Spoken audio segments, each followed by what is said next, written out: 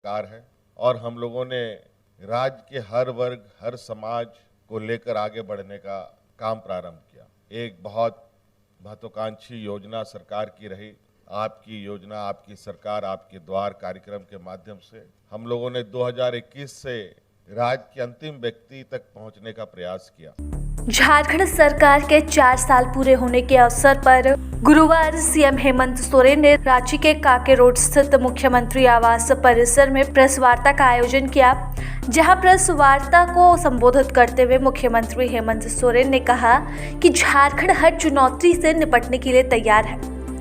राज्य के सर्वांगीण विकास में गांव का विकास महत्वपूर्ण है।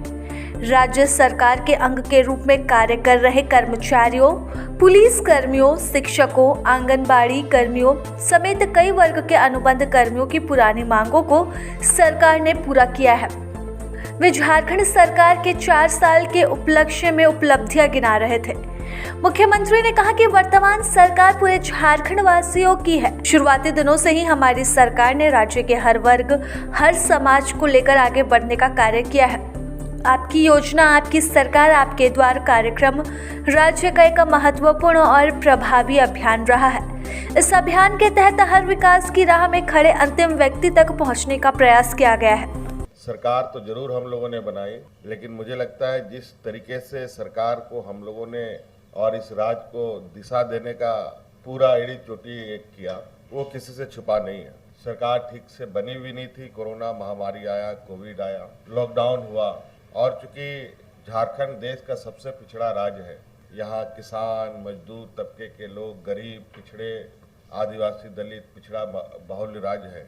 ऐसी आपदाएं इनके लिए एक अभिशाप के बराबर होता है। और आपने देखा कि इस वैश्विक महामारी में और राज्यों के अनुपात में हमारे राज्य में जो अफरा तफरी और जो एक भयावह स्थिति होने की शंका थी, उसको हम लोगों ने पूरे डट कर मुकाबला किया और काफ़ी शांतिपूर्वक हम लोगों ने उस वैश्विक महामारी का भी सामना किया। और खुशी इस बात की कि इस राज्य के गरीब, असहाय, मजदूर लोगों को भी हम लोगों ने इस वैश्विक महामारी में कुछ नहीं होने दिया, बल्कि इस चुनौती में हमारे 2 मंत्री भी शहीद हो गए। फिर जब कोविड का बादल छटने लगा, तो जैसे कि हम लोगों ने वादों के अनुरूप कि ये झारखंडियों की सरकार है और हम लोगों ने राज्य के हर वर्ग, हर समाज को लेकर आगे बढ़ने का काम प्रारंभ किया। एक बहुत महत्वाकांक्षी योजना सरकार की रही। आपकी योजना, आपकी सरकार, आपके द्वार कार्यक्रम के माध्यम से हम लोगों ने 2021 से राज्य के अंतिम व्यक्ति तक पहुंचने का प्रयास किया और कल ही इसकी अंतिम 2023 का पड़ाव भी खत्म होगा। देश का सबसे पिछड़ा राज्य होने के वजह से राज्य में गरीबी, पिछड़ापन, शैक्षणिक, आर्थिक, सामाजिक जो विषमताएं थी, उसको हम लोगों ने कम करने का पुरजोर कोशिश किया। आम लोगों के साथ साथ राजकर्मियों को भी संवेदनशील हम लोगों ने बनाने का प्रयास किया। आज हम लोगों ने जो सरकार बनने के पहले इस बात को निर्णय किया था कि ये सरकार गांव से चलेगी, गांव के लोगों के भावनाओं के साथ चलेगी, राज्य की जनता की भावना के साथ चलेगी। कई चुनौतियां आई, इस बीच में अभी भी चुनौतियां हैं। ऐसा नहीं कह सकते कि सारी चुनौतियां खत्म हो गई, क्योंकि ये देश का एक लोकतांत्रिक व्यवस्था है, एक फेडरल संघीय ढांचा है, जिसके अनुरूप राज्य सरकार, केंद्र सरकार एक समन्वय स्थापित करते हुए आगे बढ़ती है। लेकिन मैं जहां तक झारखंड जैसे पिछड़े राज्य को एक सहयोग की आवश्यकता है, उस अनुरूप हमें कम सहयोग मिला। उसके बावजूद हम लोगों ने अपने कदमें नहीं रोकी और निरंतर हम लोग आगे बढ़ते रहे। किसानों के लिए, मजदूरों के लिए, महिलाओं के लिए, मजदूरों के लिए, बेरोजगार युवकों के लिए, युवतियों के लिए, हर वर्ग को छूने का हम लोगों ने प्रयास और विभिन्न योजनाओं के माध्यम से उनको जोड़ने का प्रयास किया।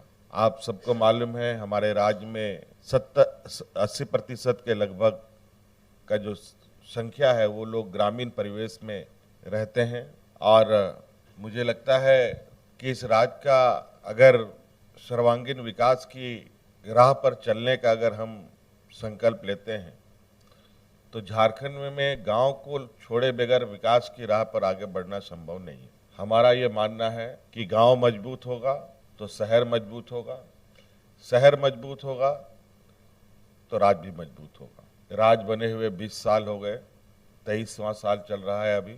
2025 में ये युवा राज्य के रूप में गिनती में आएगा। लेकिन मुझे लगता है कि इस नवजात झारखंड को पालने, पोसने, बड़ा करने का और इसको मजबूती प्रदान करने की जो जिम्मेवारी थी, जो हमारे विपक्ष के लोगों को सबसे अधिक मौका मिला। लेकिन आज ये कोई नहीं कह सकता कि आने वाले 25वें साल में झारखंड इतना मजबूत हो चुका है कि ये हर चुनौती से लड़ सकता है। आज इस झारखंड की आत्मा को, इस झारखंड के जड़ को हम लोग निरंतर प्रयासरत हैं कि जो इसमें कमियां थी या कमजोरियां थी उसको खत्म किया जाए और आगे बढ़ाया जाए। हम लोगों ने सरकार के अंग के रूप में कार्य कर रहे कर्मचारियों को भी, चाहे वो पुलिसकर्मी हो, शिक्षक हो, अनुबंध कर्मी हो, सभी को साथ में लेकर बढ़ने का काम किया है। सबके साथ मिलकर काम किया। आज हमारे राज्य के कर्मी और देश के लगभग सभी कर्मचारी अपनी पुरानी पेंशन को लेकर आए दिन चिंताओं से ग्रसित होकर सड़कों पर उतरते हैं।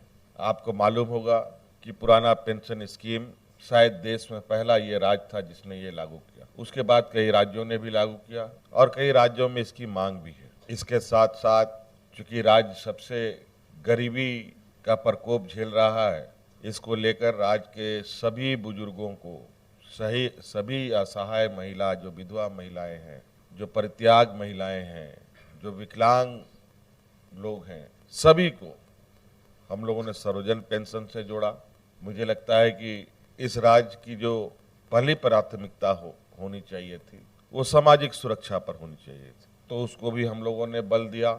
हमारी आने वाली पीढ़ी, हमारी जो छात्र छात्राएं हैं, उनकी छात्रवृत्ति की बढ़ोतरी की बात हो, सावित्रीबाई फुले योजना से बच्चियों को सशक्त करने की बात हो, मरांगोंग के जयपाल सिंह पारदर्शी छात्रवृत्ति से विदेशों में शिक्षा ग्रहण करने की बात हो, किसान ऋण की माफी की बात हो, मुख्यमंत्री रोजगार सृजन योजना के माध्यम से स्वरोजगार उत्पन्न करने की बात हो, विभिन्न पदों में सरकारी नियुक्ति की बात हो, विभिन्न पदों की नियुक्ति की नियमावली पहली बार बनाने की बात हो, कई सारी चीजें हैं। उत्कृष्ट विद्यालय बनाने की बात हो राज्य के अंदर।